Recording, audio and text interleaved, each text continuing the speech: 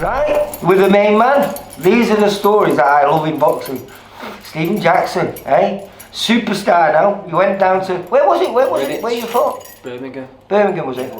And what a performance. Thank you. It really was. Curtis, I bet you were proud of that one, weren't you? Yeah, I was proud, but I knew we was going to win.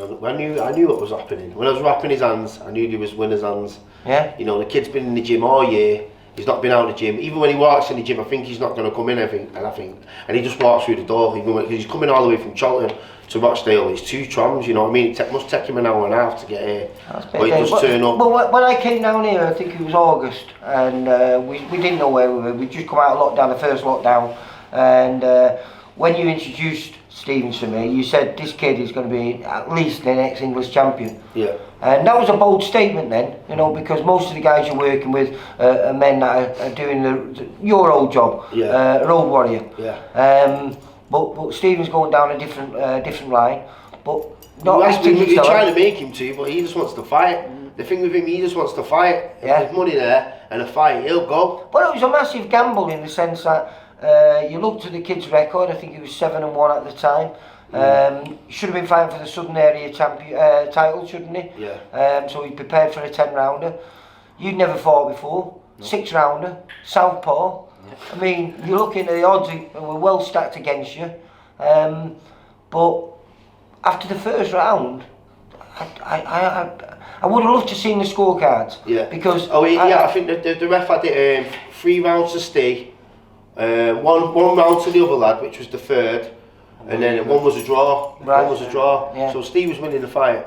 Comfortably, and I loved he had it everything. the same as me, to be honest with you. What's that? The ref did have it the same as me. Yeah, but I was really impressed with it because it was just your variety of shots and your speed of punch and, you know, the perfect way to fight a southpaw. Yeah. You know, left hook, sharp backhands. But the thing is though, with Steve's a switch hitter. I mean, he's left-handed.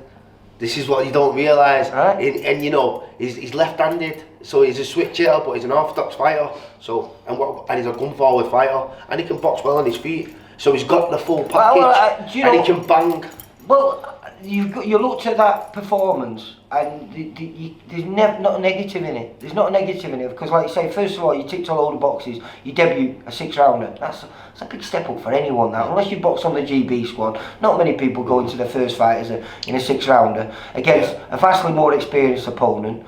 It takes him 4 rounds to warm up. Well, he did his 6 round, and not only that, then you get the stoppage in the final round, and a good stoppage as well. It was. So happy days. Dan, were you down there with him?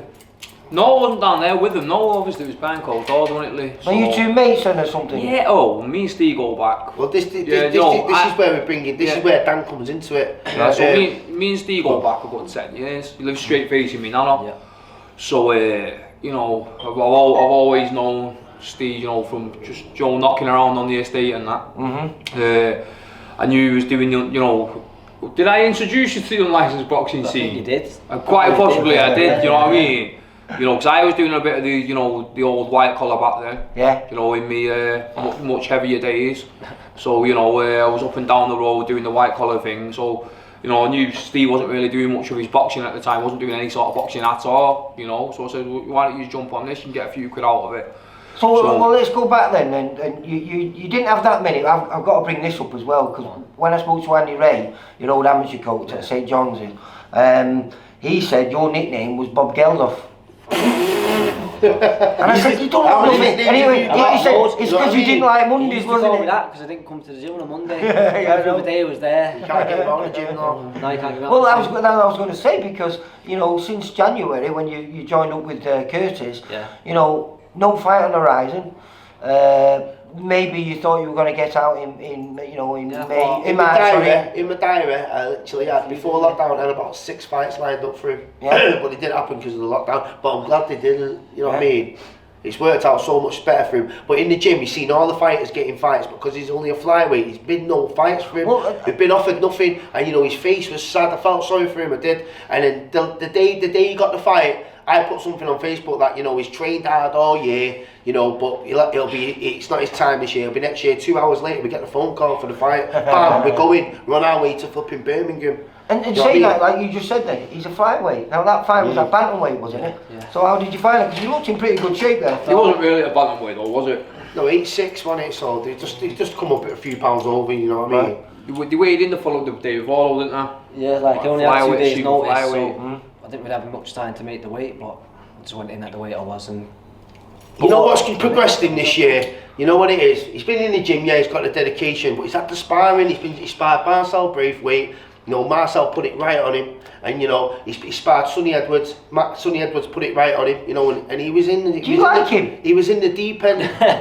Listen, he was in the deep end, but them spars is what done that fight, and his dedication and the way he wants it. He's got a lot of things where he's got in the pot. He's got a lot of variety, and I said this to these promoters, you know what I mean? Well, that was if the there's thing, any that promoters was out the there, thing you want to going get their back. hands on him. That was the thing going back. So obviously when he was doing the white collar boxing, yeah, I saw beginning of this year. Yeah. I've been miring him to certain pro for a don't know Yeah, how yeah, long. he What said how old that. are you, Steve? how old am I? Yeah. 27. I've been miring him to certain pro for a don't know how long. He was telling me about him for about a year, wasn't you? Yeah, and finally, January this year, I got him.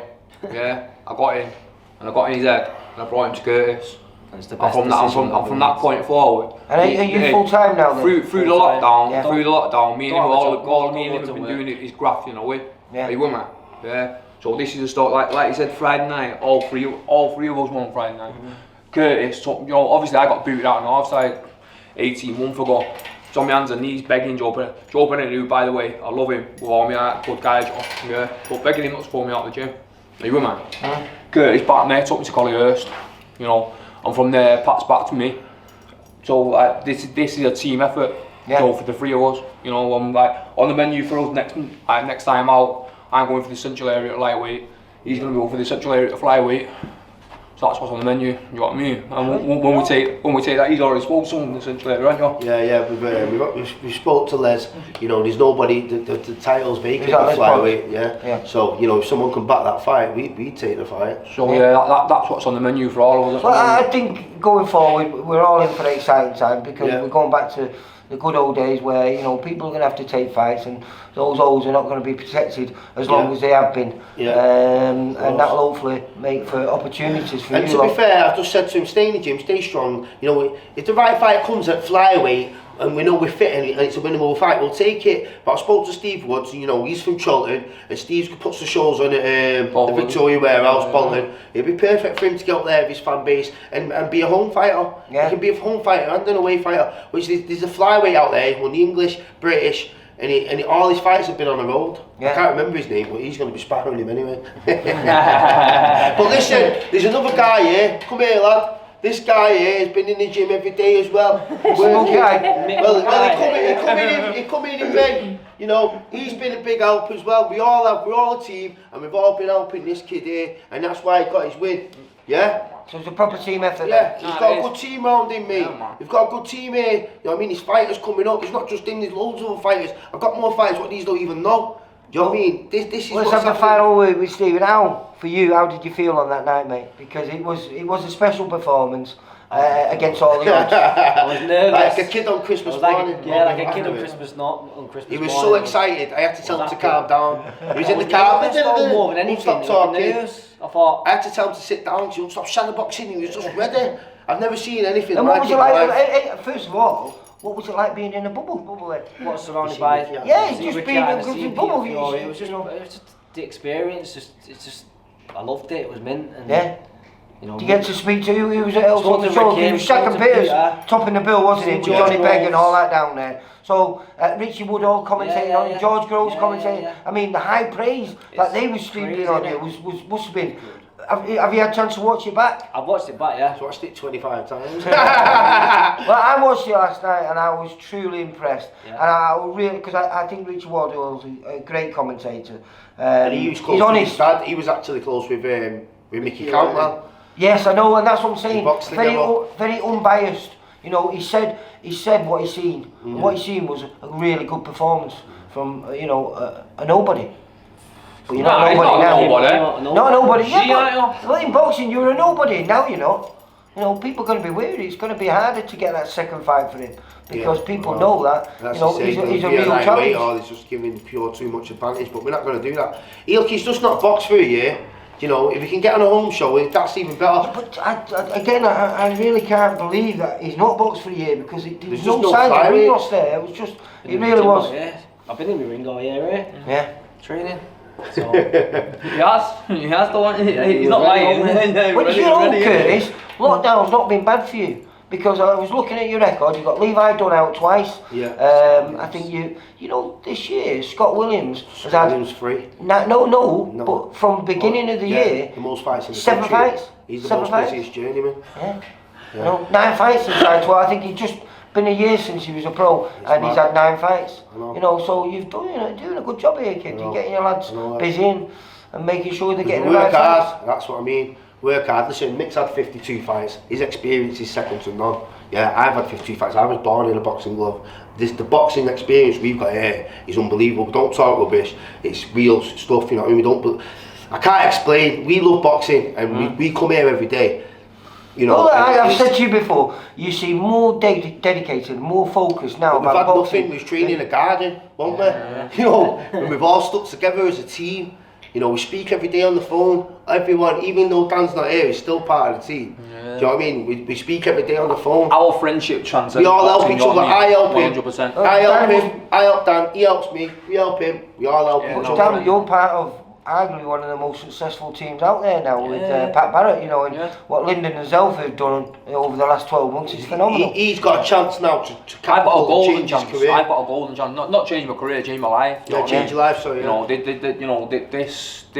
what I'm doing right now in this moment in time is the culmination of a lot of pain, stress, hard work. Do you understand where I'm coming from? You know. Well, I remember. I think I videoed you. Your second comeback fight, well, your second fight actually was, and you were fighting at middleweight. Yeah, Kevin McCauley. You want to box Kevin McCauley? No, I think it was Smooth and Pooch, wasn't it? Wasn't it? Nah, I boxed Kevin McCauley.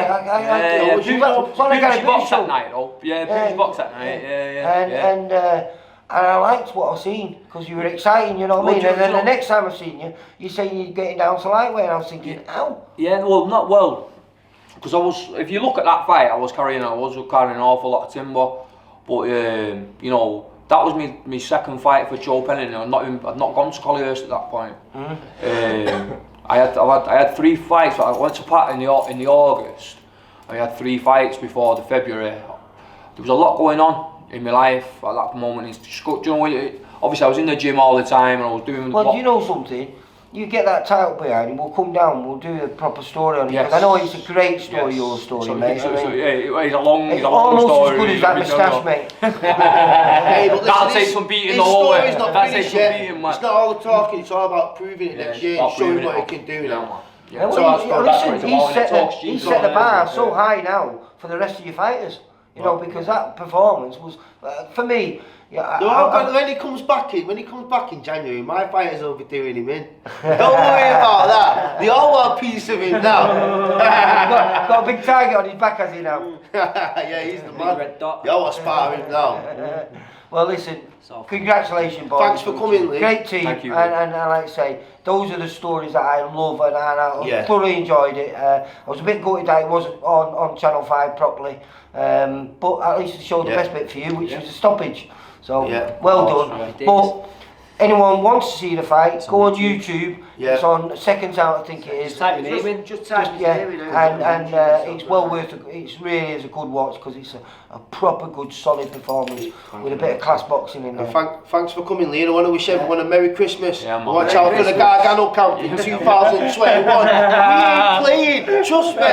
We are the boys. One last thing, wasn't it your dad's birthday? Would he have been 60 Yeah, it was my dad's birthday day. He should have been 60 years old, yeah. No, he never got to see me box. He's never seen on this. He never even met his grandkids. But you know what? I spent 49. Well, he was 49. I spent 25 years with him, and he was like that for 25 years. So, you know, to be fair, I wouldn't even probably be stood here if it weren't for him. Right. That's the truth. Right. Well, listen, it's a great story, and long may it continue, lads. You're doing a great job. See you all later. Thank you. Have a good day. Merry Christmas, everyone. Thank you. For all boxing info, news, and latest interviews, amateur and pro across the north, click and and subscribe.